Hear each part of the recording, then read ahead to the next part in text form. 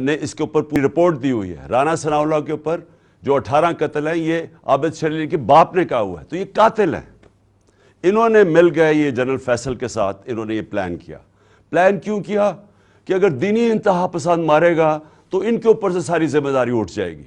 اس کا مطلب کہ عمران خان نے لوگوں کو کوئی توہین مذہب کیا، کوئی اس نے توہین رسالت خدا نخواستہ کی، اس کی وجہ سے یہ ایک اشتعال میں آ کے ایک دینی انتہا پسند نے قتل کیا. یہ سارا پلان تھا.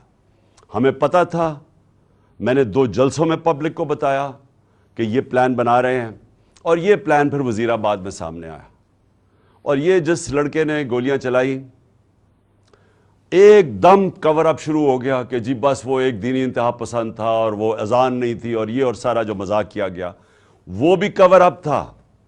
پیچھے یہ بیٹھے ہوئے تھے جو پورے کنٹرول کر رہے تھے کہ نیریٹو کیا ہوگا. اور پھر جب یہ ہمیں پتا تھا، کیونکہ مجھے تو پتا تھا کہ پہلے ایک دم ادھر سے گولیاں آئیں پھر دوسری طرف سے آئیں. یہ بھی کہا گیا کہ نہیں جی یہ تو صرف ایک، اور وہ کہتا ہے اگر کسی کو شک ہونا چاہیے تو وہ جب خود کہتا ہے کہ جی میں اکیلے نے کیا ہے تو ادھر سے بھی پتہ چل جانا چاہیے کہ پیچھے سے اس کو طوطے کو پڑھایا جا رہا تھا. اور اب جب فورینزک ہوا ہے اس کنٹینر کا تو واضح ہو گیا کہ 2 مختلف قسم کی گولیاں استعمال ہوئی، یعنی 2 شوٹر تھے. تو جو سارا ان کا پلان بنا ہوا تھا کہ سلمان تاثیر کا قتل ہوا، دینی انتہا پسند نے کیا، وہ سارا وہ ختم ہو گیا.